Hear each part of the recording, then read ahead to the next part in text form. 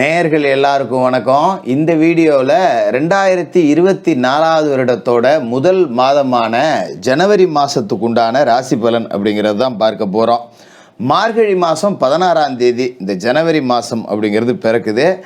இந்த வருடத்தோட தொடக்கம் அப்படிங்கிறது உங்களுக்கு எப்படி இருக்க போகுது, உங்களோட எதிர்பார்ப்புகள் எல்லாம் பூர்த்தியாக போகுதா அப்படிங்கிறத நாம் துல்லியமாக பார்க்கணும். அப்படின்னா இந்த மாதத்துக்கு உண்டான கிரக நிலைகள் அப்படிங்கிறத கணிக்கணும். அதன்படி பார்த்தீங்கன்னா சூரிய பகவான் தனுசு ராசியில செவ்வாயோட சேர்ந்து உட்காந்துருக்காரு. 15 நாளைக்கு அவர் தனுசு ராசியில தான் இருக்காரு. 15ஆம் தேதி தான் அவர் மகர ராசிக்கு மாற போறாரு. மாச தொடக்கத்தில் புத்திகாரகன் புதன் விருச்சிக ராசியில் இருக்காரு. 8ஆம் தேதி அன்னைக்கு தனுசு ராசிக்கும் 27ஆம் தேதி அன்னைக்கு மகர ராசிக்கும் போறாரு. சுக்கிர பகவான் விருச்சிக ராசியில செவ்வாயோட வீட்டில் இருந்துட்டு 19ஆம் தேதி குரு பகவானோட வீடான தனுசு ராசிக்கு போறாரு. குரு பகவான் மேச ராசியில் பலமடைஞ்சு உட்காந்துட்டு அங்கேருந்து சிம்ம ராசி, துலா ராசி, தனுசு ராசியை தன்னோட அருள் பார்வையால் பார்க்குறாரு. சனி பகவான் கும்பராசியில் இருக்கார். கும்பராசியில் உட்காந்துக்கிட்டு மேச ராசி, சிம்ம ராசி, விருச்சிக ராசி இந்த ராசிகள் எல்லாம் பார்க்குறாரு. ராகு மீன ராசியில் குரு பகவானோட வீட்டில் இருந்துட்டு குரு பகவான் மாதிரியே பலன்களை கொடுப்பாரு. கேது கன்னிராசியில் இருந்துட்டு புதன் பகவான் மாதிரியான பலனை கொடுப்பாரு. ஏன்னா ராகு கேதுக்களுக்கு சொந்த வீடு அப்படிங்கிறது இல்லைங்கிறதால அவங்க எந்த வீட்டில் இருக்காங்களோ அந்த வீட்டுக்கு அதிபதி யாரோ அவங்களுக்கு உண்டான பலனை தான் கொடுப்பாங்க அப்படிங்கிறத நாம் ஏற்கனவே சொல்லியிருக்கோம். இதுதான் இந்த ஜனவரி மாதத்துக்கு உண்டான கிரக நிலைகள், ராசி மாற்றங்கள். இந்த மாதத்துக்கு உண்டான ராசி பலனை பார்க்குறதுக்கு முன்னாடி நேயர்களாகிய உங்கள் எல்லாருக்குமே புத்தாண்டு மற்றும் தமிழர் திருநாளாம் பொங்கல் நல்வாழ்த்துக்களை சொல்லிக்கிட்டு நம்ம வீடியோக்குள்ளே போகலாம். கும்பராசி நேயர்களே, உங்களுக்கு இந்த 2024 தொடக்கம் முதல் மாதம் ஜனவரி மாதம் எப்படி இருக்குது அப்படின்னு பார்த்தோம்னா, இந்த மாதம் தொடங்கும் போதே பார்த்தீங்கன்னா உங்களுக்கு 7.5 சனியில் ஜென்மசனியோட ஆதிக்கம் அப்படிங்கிறது இருக்குது. ராசிக்கு அதிபதியான சனி பகவான் உங்களோட ராசிக்குள்ளேயே இருக்கார். அதாவது 7.5 சனியில் உங்களுக்கு மத்திய பகுதி நடந்துகிட்டு இருக்கு. முதல் 2.5 வருஷம் விரய சனி அப்படிங்கிற காலகட்டத்தை கடந்துட்டீங்க. இப்போ ஜென்ம சனிக்குள்ளே நுழைஞ்சிருக்கீங்க. அதுக்கு பிறகு பார்த்தீங்கன்னா இன்னும் 2.5 வருஷத்துக்கு அதுக்கு மேலே இந்த ஜென்ம சனி தொடரும். அதன் பிறகு குடும்ப சனி. அப்போ இன்னும் 7.5 சனிங்கிறது ஒரு 5 வருஷம் உங்களுக்கு பாக்கி இருக்குது. இந்த 7.5 சனி காலகட்டத்திலே ஜென்ம சனி அப்படிங்கிறது தான் ரொம்ப கஷ்டமானது. அதனால் கொஞ்சம் பிரச்சனை இருக்குமோ என்னமோ ஏதோ அப்படிங்கிற ஒரு அச்சத்தோடையே தான் இந்த 2024 ஜனவரியவே நீங்கள் தொடங்கியிருப்பீங்க. பரவாயில்ல, பெருசாக கவலைப்பட வேண்டியதில்லை. ஏன் இதை சொல்கிறேன் அப்படின்னா, சனி பகவான் உங்களோட ராசிக்கு ஜென்ம சனி, ராசிக்கு அதிபதி. ராசிக்கு கஷ்டத்தை கொடுக்க மாட்டார். கும்பராசிக்கு சனி தான் அதிபதி அப்படின்லாம் சொல்லுவாங்க. காரணம் அது கிடையாது. சனி பகவான் மற்றவங்களுக்கு ஒரு நியாயம், தனக்கு ஒரு நியாயம் அப்படின்லாம் செய்யக்கூடிய ஆள் கிடையாது. எல்லா ராசிக்காரர்களுக்கும் எந்த இடத்துல இருந்தால் என்ன பலன் கொடுப்பாரோ அதை நிச்சயமாக கொடுத்தான் தீர்வார். அதனால தான் அவரை நீதிக்காரகன் அப்படின்னு நம்ம சொல்கிறோம். அதை முதல்ல புரிஞ்சுக்கணும். சரி, இப்போ இந்த புத்தாண்டு தொடக்கத்தில் சனி பகவான் என்ன மாதிரியான வேலைகளை செய்வார் அப்படிங்கிறதையும் பார்க்கணும். கொஞ்சம் காரிய தடைகள் அப்படிங்கிறது இருக்கும். மனசுலையும் பார்த்திங்கன்னா ஒரு இனம் புரியாத கவலை அப்படிங்கிறது இருக்குது. கொஞ்சம் நேர்மறை சிந்தனையை நம்ம வளர்த்துக்கணும். ஏன்னா இந்த ஜென்மசனி காலகட்டத்தில் அடுத்தவங்களுக்கு தேவையில்லாத ஒரு பஞ்சாயத்துக்கு போகிறது, அடுத்தவங்களுக்காக ஒரு வேலைகளை செய்கிறது அப்படிங்கிறத செய்யக்கூடாது. நமக்கு ஒரு வேலை சொன்னால் விளங்காது. அடுத்தவனுக்காக போய் செஞ்சோன்னா அவன் நல்லா இருப்பான், ஆனால் திரும்ப நம்மளை முதுகில் குத்திட்டு போடுவான். அதனால் தேவையில்லாமல் நாமளாக போய் ஏன் குத்து வாங்கிட்டுன்னு செவனின்னு வீட்டில் இருக்கிறது தான் நல்லது. அதோட சனி பகவானோட பார்வை அப்படின்னு பார்த்தீங்கன்னா ராசிக்கு 3, 7, 10 இந்த 3 வீட்லேயும் விழுவுது. இந்த 3ஆவது வீட்டில் சனி பகவானோட பார்வை விழுவுது அப்படிங்கிறதால உடன்பிறப்புகள் வழியில் இருந்த சண்டை சச்சரவு, விரிசல் இது எல்லாமே கொஞ்சம் மாறும்.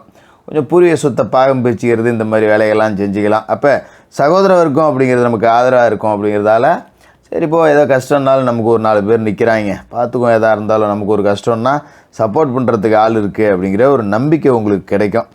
அதோட சனி பகவானோட பார்வைங்கிறது 7ஆவது வீட்டில் விழுது. 7 அப்படிங்கிறது பார்த்திங்கன்னா வரக்கூடிய வாழ்க்கை துணை, கணவனோ மனைவியோ அவங்கள குறிக்கும். அதோட கூட்டு தொழில், நண்பர்கள் இதெல்லாம் குறிக்கக்கூடிய இடத்துல சனி பகவானோட பார்வை விழுவுது.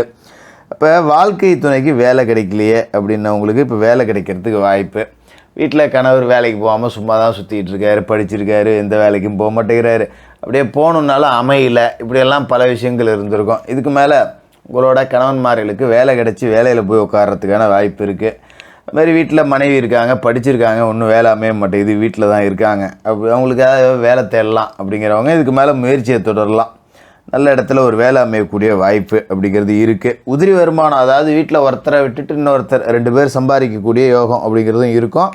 பங்குச்சந்தை, யூக வணிகம், ரியல் எஸ்டேட்டு இதில் இருக்கிறவங்கெல்லாம் கவனமாக இருக்கணும். பெரும்பாலும் உழைக்காமல் காசு வரணும் அப்படின்னு நாம் எதுலேயும் எதிர்பார்த்தோம்னா 4 சாத்து வாங்குற மாதிரி தான் இருக்கும். அதனால் குடும்பமான வரைக்கும் உடல் உழைப்பு சாராத லாட்ரி சீட்டு வாங்குறது, சூதாட்டம் நடத்துறது, இந்த ட்ரேடிங் பண்ணுறது இதெல்லாம் கொஞ்சம் குறைச்சிக்கிறது நல்லது. ஏன்னா நமக்கு லாபம் வராட்டியும் பரவாயில்ல, உள்ள காசும் போயிடும். அதனால் தேவையில்லாத கடன் வரும். அதுமாரி கொஞ்சம் கடங்கிறது இருக்க தான் செய்யும். ஒரு கடனை வாங்கி இன்னொரு கடனை அமைக்க வேண்டிய சூழல் தான் இருக்கும். சனி பகவானோட பார்வை 10ல் இருக்குது அப்படிங்கிறதால கர்மஸ்தானம் பலப்படுது. பரவாயில்ல. பெற்றோரோட உடல்நலத்தில் இந்த நேரத்தில் கொஞ்சம் கவனமாக இருக்கணும். 10ல் இருக்குது அப்படிங்கிறதால தொழில் மாற்றம் செய்யலாமா, இடமாற்றம் செய்யலாமா அப்படின்னு சில பேர் சிந்திக்கவும் தொடங்குவீங்க. மற்றவங்க விஷயத்தில் தேவையில்லாத தலையிடாதீங்க. உங்கள் விஷயத்தில் அடுத்தவங்களோட தலையிட்டையும் தவிர்த்துங்க.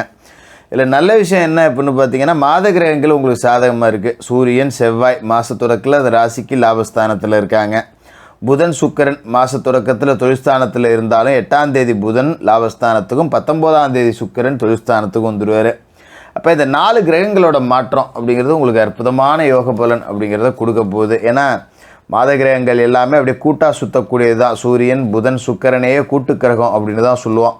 இப்போ இந்த 3ஓட சேர்ந்துக்கிட்டு செவ்வாயும் லாபஸ்தானத்திலே இருக்கார். அப்படிங்கும்போது ஜனவரி மாதத்தை பொறுத்த வரைக்கும் உங்களுக்கு இந்த ஜென்மசனியோட தாக்கம் அப்படிங்கிறது குறைவாக தான் இருக்கும். அதனால் கவலைப்பட வேண்டியதில்லை. அதோட மற்றபடி குரு பகவான் அப்படின்னு பார்த்தீங்கன்னா இந்த மாதத்தோட தொடக்கத்தில் 3ஆவது வீட்டில் இருக்கார். பார்வை 7க்கு 9க்கு 11க்கு கிடைக்குது. அப்போ வீடு கட்டுறது, கட்டின வீட்டை வாங்குறது, கிரகப்பிரவேசம் பண்ணுறது, இந்த மாதிரி வேலைகள் அப்படிங்கிறது எல்லாத்தையும் செய்யலாம். நிறையா விருந்தினர்களோட, சொந்த பந்தங்களோட விருந்து விழாக்களுக்கெல்லாம் போய் நேரத்தை நிறையா செலவு பண்ணுவீங்க. இதெல்லாம் ஒரு சந்தோஷத்தை கொடுக்கக்கூடிய அமைப்பாக இருக்கும். அதோட ராசிக்கு 2ஆவது வீட்டில் ராகு இருக்காருங்கிறது நல்லது தான். ராகு கொடுக்குற கடவுளாக மாறிடுவார். இப்போ ஏன்னா குரு வீட்டில் ராகு இருக்காருங்கும்போது குரு மாதிரி தான் செயல்படுவார். அப்படிங்கிறதால ராகுவை போல் கொடுப்பார் இல்லை அப்படிங்கிறத சொல்லிவிடலாம். தொழிலை விரிவுபடுத்த எடுத்த முயற்சி அப்படிங்கிறது இப்போ நல்லாயிருக்கும். கொஞ்சம் எதிரி இருப்பாங்க நமக்கு, அவங்கெல்லாம் இப்போ விலகுவாங்க. ஒழுங்காக ஓடிப்போங்கப்பா அப்படிங்கிற மாதிரி எதிரிகள் எல்லாத்தையும் வெல்லக்கூடிய ஒரு வாய்ப்பு அப்படிங்கிறது இருக்குது. அதுமாரி அஷ்டமத்தில் கேது இருக்காரு அப்படிங்கிறது நல்லதில்லை. கொஞ்சம் குடும்ப சுமை அப்படிங்கிறது அதிகமாக தான் இருக்கும்.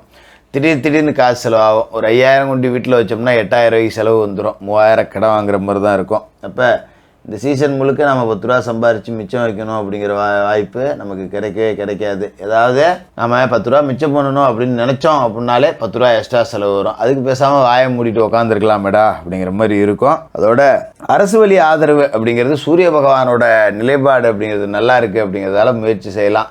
ஒரு சொந்தமாக ஒரு தொழில் தொடங்க போகிறேன், கவர்மெண்ட்டில் ஒரு லோன் கேட்குறேன், இல்லை சொந்தமாக வேறு ஒரு பிஸ்னஸ் பண்ண போகிறேன், ஒரு மானியம் ஏதாவது கிடைக்குமான்னு பார்க்குறேன் அப்படிங்கிற முயற்சி செய்கிறவங்க செய்யலாம்.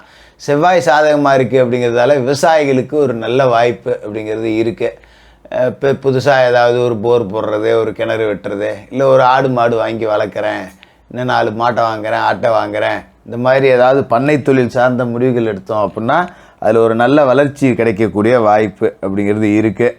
இருந்தாலும் ஜென்மசனியோட ஆதிக்கம் இருக்குது. அப்படிங்கிறப்ப நம்ம எதையுமே ஒரு தடவைக்கு 2 தடவை நிதானித்து செய்யணும். வேலைக்கு போகிற இடத்துல சக ஊழியர்கள்கிட்ட கவனமாக இருக்கணும். யாரை நம்பி நண்பன், ரொம்ப கூட்டாளி அப்படின்னு நினைக்கிறோமோ அவன் தான் குத்துவான் முதுகில். அப்படிங்கிறதால யாரையும் பெருசாக நம்ப வேண்டாம். நம்ம தொழில் ரகசியங்களையோ, வருமான ரகசியங்களையோ, குடும்ப ரகசியங்களையோ கூடுமான வரைக்கும் வெளியில் பகிர்ந்துக்காமல் கவனமாக ரகசியம் காப்பாற்றிக்கிறது அப்படிங்கிறது தான் நல்லது.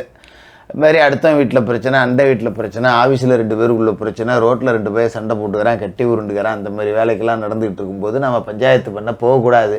போனோம்னா நமக்கு தான் பிரச்சனை வரும். மற்றபடி நாம் உண்டு, நம்ம வேலை உண்டுன்னு தான் இருந்துக்கணும். தினமும் குளிச்சுட்டு விநாயகப் பெருமான் வழிபாடு செய்யணும். சனிக்கிழமையில் சனி பகவானுக்கு எல் தீபம் ஏற்றணும். வியாழக்கிழமையில் குரு பகவானுக்கு நெய் தீபம் ஏற்றணும். மாற்றுத்திறனாளிகளுக்கும் ஏழை மாணவர்களுக்கும் உங்களால் முடிஞ்ச உதவிகளை செஞ்சுட்டு வாங்க. இந்த ஜனவரி மாதம் அப்படிங்கிறதே ஒரு தடைகளை தாண்டி ஜெயிக்கக்கூடிய மாதமாக இருக்கும். கும்பராசிக்காரர்களுக்கு புத்தாண்டு பொங்கல் வாழ்த்துக்கள்.